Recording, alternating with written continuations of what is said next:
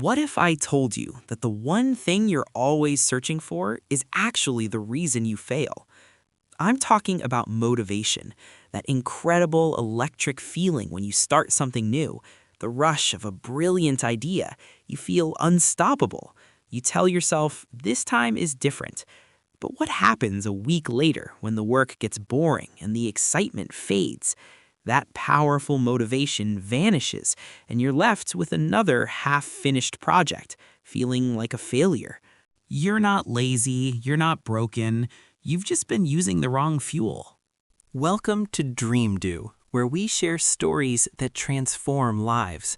In the next few minutes, I'm going to tell you a simple story about a young watchmaker and an old, impossible clock. This story holds the secret to unlocking a power inside you that is far more reliable than motivation. It's a quiet force that doesn't fade, and it's the only thing that guarantees you will finish what you start. Stay with me, because the lesson he learned might just be the one you've been waiting for. Leo was a watchmaker. He had inherited a small, dusty shop from his father, a man who had been one of the best watchmakers in the entire country. The shop was filled with tiny tools, magnifying glasses, and the gentle ticking sound of dozens of clocks. Leo was talented, very talented. He understood how the tiny gears and springs worked together to tell time. But Leo was impatient. He was bored by the simple, everyday work of the shop, cleaning an old woman's watch or replacing a battery. He felt this work was beneath him. In his mind, Leo was an inventor. His sketchbook was filled with grand, complicated clocks that had never been seen before. Clocks with spinning planets and moving figures that would dance on the hour. These ideas were his passion. He would work on them for hours, fueled by a rush of creative energy. But the moment he hit a difficult problem, a part he couldn't figure out, his excitement would vanish. He'd get frustrated and push the project aside, waiting for a new, even more exciting idea to strike him.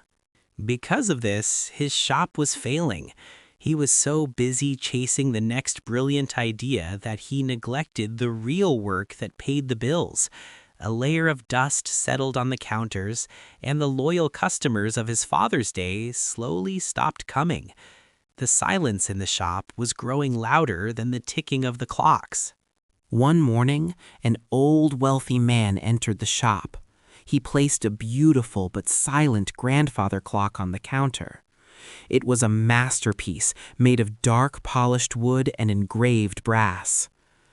"My father left this to me," the old man said, his voice quiet. "It hasn't ticked in 50 years. I have taken it to a dozen watchmakers, and they all say it is beyond repair. They say your father was the only one who could have fixed it." The old man looked at Leo, his eyes searching. "They say you have his talent. I will pay you enough money to save this shop if you can make it work again." A flash of excitement, of motivation shot through Leo. This was not a boring repair. This was a challenge, a legendary clock that no one else could fix. This was a chance to prove he was a genius. "I'll do it," Leo said confidently, his mind already racing. For the first few days, Leo was consumed by the clock. He worked with a fiery passion, carefully taking apart the complex machine, piece by tiny piece. It was thrilling. But then the real work began. The clock was made of over 1,000 individual parts. To find the problem, every single one had to be cleaned, checked, and measured. It was slow, it was tedious, it was profoundly boring. After a week of this painstaking work, Leo's motivation was completely gone. He stared at the thousands of tiny pieces laid out on his workbench and felt nothing but a rising tide of frustration. His mind started to wander back to his exciting new clock designs. "This is a waste of time," he thought. "I could be creating something new, something brilliant." One afternoon, in a fit of anger, he accidentally knocked a tray of tiny screws onto the floor. As he got on his hands and knees to pick them up, a wave of despair washed over him. He felt like a failure. He decided he would call the old man in the morning and tell him the clock was unfixable. That night, unable to sleep, he was cleaning out his father's old dusty desk, ready to give up on the whole business. In a hidden drawer, he found a set of small, leather-bound journals. They were his father's work logs. He opened the first one, not knowing what he was looking for. He expected to read about passion, about genius, about the art of watchmaking, but there was none of that. Instead, the pages were filled with simple, humble entries. Tuesday.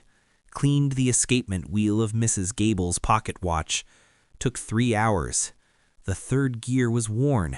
Must replace. Thursday. A young boy brought in his father's old watch. Not worth much, but it meant the world to him. Spent the afternoon fixing it for free. The look on his face was good payment. Wednesday. Spent all day on the mainspring of the town hall clock. My back aches. Still not right. I failed to fix it today. We'll try again tomorrow. Page after page it was the same. A simple, honest record of the work. The slow, boring, and difficult work. At the end of the first journal, his father had written a single short paragraph. A man who works only when he is inspired will be a man of many beginnings and no endings. The great clock does not tick because it is inspired. It ticks because it is built correctly. It follows its rules second after second. The work of a craftsman must be the same. You do not show up because you feel good. You show up, and in doing the work, you might, if you are lucky, begin to feel good. The words hit Leo like a physical blow. He had been looking at his work all wrong. His father wasn't a genius because he was always inspired. He was a genius because he always showed up. He had the discipline to do the boring work day after day. That was his secret. The next morning, Leo walked into his shop and he was a different man. He didn't wait for a feeling of excitement. He didn't look at his own sketches. He walked over to the thousands of pieces of the grandfather clock and picked up a single tiny gear. He made a new rule for himself. He would work on the clock for 4 hours every morning, no matter what. Even if it was boring, even if he was frustrated, he would just show up and do the work. The first few days were the hardest. His mind screamed at him to stop, to do something more interesting. One morning, he spent the entire 4 hours just trying to clean a single stubborn part, making almost no visible progress. The old Leo would have quit in a rage, but the new Leo just calmly put his tools down at the end of the 4 hours and said to himself, "I will try again tomorrow." Slowly, a change began to happen. As he worked, he started to find a new kind of satisfaction, a quiet pride, not in a brilliant idea, but in a job well done. He began to see the beauty in the small things, the perfect fit of 2 gears, the clean shine of polished brass. He wasn't just fixing a clock anymore. He was learning the craft of his father. He was building character. After 3 long weeks of steady, disciplined work, he found it. A single tooth on a tiny gear deep inside the clock was bent. It was a flaw so small, so insignificant that it was almost invisible. It was something you would only find if you had the patience to look at every single piece. With the careful hands of a surgeon, he fixed the tooth. Then, slowly and methodically, he began to put the 1,000 pieces back together. Finally, the moment came. He hung the last pendulum, gave it a gentle push, and stepped back. For a moment, there was silence, and then the magic happened. The clock started ticking. The sound was the most beautiful thing Leo had ever heard. It was the sound of a promise kept. It was the sound of discipline. It was the sound of good work. The next day, the old man returned. Leo simply pointed to the corner of the shop where the grandfather clock stood, its pendulum swinging in a steady, perfect rhythm. The old man walked over to it, his eyes wide. He closed his eyes, just listening to the sound for a full minute. "My father used to wind this clock every Sunday morning," the old man said softly, a tear rolling down his cheek. "I haven't heard this sound since I was a boy. You haven't just fixed a clock. You have given me back a piece of my life." Leo understood then the work wasn't about him or his genius.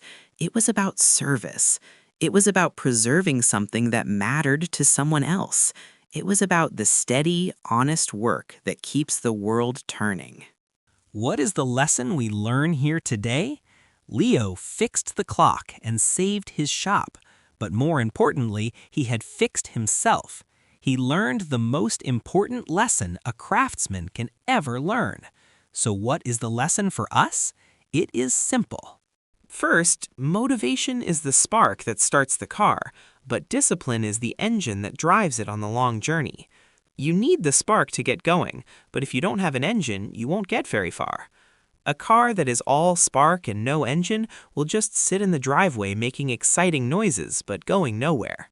Second, learn to love the process, not just the prize.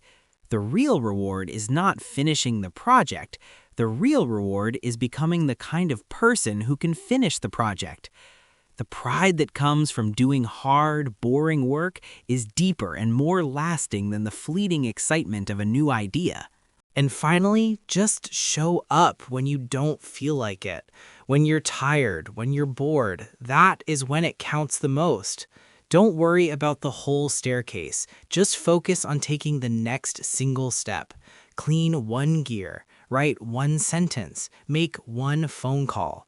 That is how great things are truly built, not by lightning, but by the steady, quiet, and unstoppable power of showing up day after day after day. Thank you so much for watching Dream Do. I hope you found value in this story. If you did, please give this video a like and share it with your friends and loved ones who need to hear this message. Don't forget to subscribe to Dream Do and turn on notifications so you never miss a story that could change your life. Remember, your dreams are possible, but only if you do the work. We will meet again in the next video. Until then, keep showing up, keep pushing forward, and keep transforming your dreams into reality.